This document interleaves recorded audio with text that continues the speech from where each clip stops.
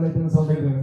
കാരണം കഴിഞ്ഞ നിയമസഭയിൽ ഏറ്റവും കൂടുതൽ ലൈറ്റൻസ് സൗണ്ടുകാർക്ക് അനുകൂലമായിട്ടും പല വിഷയങ്ങളും നേടിത്തരണം എന്ന് പറഞ്ഞ ബഹുമാനപ്പെട്ട ഷംസുദ്ദീൻ MLA ഒരു മൈക്കാരനെ പോലെ നിയമസഭയ്ക്കുള്ളിൽ സംസാരിച്ച വ്യക്തി കൂടിയാണ്.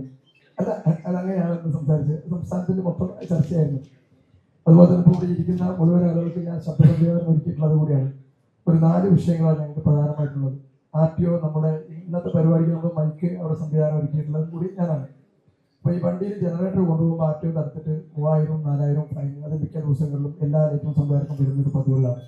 അതുപോലെ തന്നെ ഉത്സവ സീസണിൽ നമ്മളൊരു 10 മണി വരെ ഉച്ചഭാഷ പ്രവർത്തിക്കാൻ പാടുള്ളൂ എന്നുള്ളത് നിയമമാണ്. പക്ഷെ ചില സന്ദർഭങ്ങളിൽ 1-1.5 മണിക്കൂർ വൈകി കഴിഞ്ഞാൽ ഈ ശബ്ദ സംവിധാനങ്ങളെ മുഴുവൻ പോലീസ് കണ്ടെടുത്ത് സ്റ്റേഷനിൽ കൊണ്ടുവച്ച് വല്ലാത്തൊരു ബുദ്ധിമുട്ടിക്കുന്നുണ്ട്.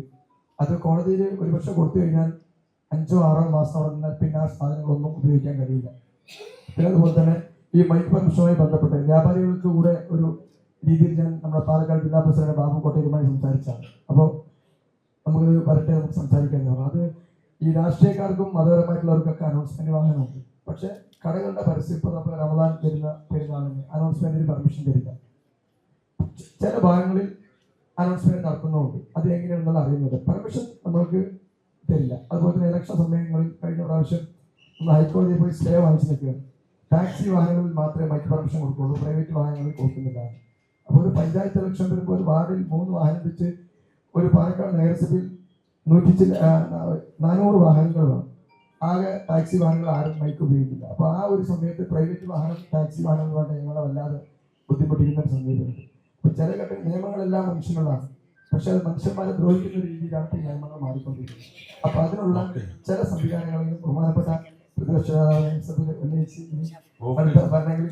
ഭരണത്തിലെങ്കിലും ലൈറ്റ് ആൻഡ് സൗണ്ട് അസോസിയേഷൻ ഒരുപാട് കാര്യം പറഞ്ഞു. എനിക്ക് സത്യം പറഞ്ഞ സങ്കടം വന്നു. 10 മണി കഴിഞ്ഞാൽ ഒരു പരിപാടി നടത്തി കഴിഞ്ഞാൽ ആ പരിപാടി നടത്തുന്ന ആളുകളെയാണ് നടപടി കേസ് എടുക്കേണ്ടത്. അല്ലാതെ അവിടുത്തെ ലൈറ്റ് ആൻഡ് സൗണ്ടിന്റെ പാവത്തിന്റെ സാധനം എടുത്തുകൊണ്ട് പോലീസ് സ്റ്റേഷനിൽ കൊണ്ട് വെച്ച് 6 മാസം കഴിയുമ്പോൾ അത് തുരുപ്പെടുത്തിട്ട് തിരിച്ചു കൊടുക്കാതെ അതൊക്കെ നമുക്ക് അവസാനിപ്പിക്കണം. അന്യായമാണ്. ഇപ്പൊ അവിടെ ഒരു ഓപ്പറേറ്റർ മാത്രമേ ഉണ്ടാവുള്ളൂ ലൈറ്റ് ആൻഡ് സൗണ്ടുകാർക്ക്. ശരിക്കും ഞാനത് പറഞ്ഞപ്പോൾ എനിക്ക് സങ്കടം വന്നു. ഒരു ഓപ്പറേറ്റർ മാത്രമേ ഉണ്ടാവുള്ളൂ. അയാൾ പറഞ്ഞ ഈ സംഘാടകർ കേൾക്കുക. പല പിള്ളേരൊക്കെ അടിയും കൂടി കൊടുക്കും. അതെ, 10 മണി കഴിഞ്ഞും 11 മണി കഴിഞ്ഞും 12 മണിക്കും പരിപാടി വരും. നിയമലംഘനമാണ്. നിയമലംഘനം നടത്തിയ ആളുകൾക്കെതിരെ നടപടി എടുക്കട്ടെ, സംഘാടകർക്കെതിരെ. അവിടെ ഒരു ഓപ്പറേറ്റർക്ക് എങ്ങനെ ഓപ്പറേറ്റ് ചെയ്യാൻ പറ്റും? അയാൾക്ക് മൈക്ക് കൂടി കൊണ്ടുപോകാൻ പറ്റുമോ? അയാൾക്ക് അടി കിട്ടില്ലേ? എന്നിട്ട് ഈ ലൈറ്റ് ആൻഡ് സൗണ്ടുകാരുടെ മെറ്റീരിയൽ മുഴുവൻ പോലീസ് സ്റ്റേഷനിൽ കൊണ്ടുവയ്ക്കുക, എന്നിട്ട് അത് തുരുമ്പിടിച്ചു കൊണ്ടുപോവുക. അതൊക്കെ വളരെ ഗൗരവമുള്ള വിഷയം. പിന്നെ RTO ജനറേറ്ററും മറ്റതും കൊണ്ടുപോകുമ്പോൾ തടയുക. ഇതൊക്കെ ഞാൻ പറയട്ടെ, കുറെ പേര് സ്വയം തൊഴിൽ കണ്ടെത്തി, കുറെ പേര് കഷ്ടപ്പെട്ട് അധ്വാനിച്ച് രാത്രി ഉറക്കമില്ലല്ലോ അവർക്ക്. രാത്രി മുഴുവൻ പരിപാടി നിൽക്കുന്ന സ്ഥലത്തും തലേ ദിവസത്ത് കൊണ്ടുവയ്ക്ക് ഇടിക്കൊക്കെ നിൽക്കുന്ന ഒരു ഏരിയയാണ്. അതിനോടൊക്കെ കാണിക്കുന്ന മര്യാദയില്ലായ്മ അതൊക്കെ നമുക്ക് അവസാനിപ്പിക്കണം. വളരെ ഗൗരവമായിട്ട് ഇത് ഇനിയിപ്പോൾ അസംബ്ലി സമയമില്ല, ഞങ്ങൾ അസംബ്ലി തന്നെ ഇത് പറയേണ്ട ഒരു കാര്യമാണ്.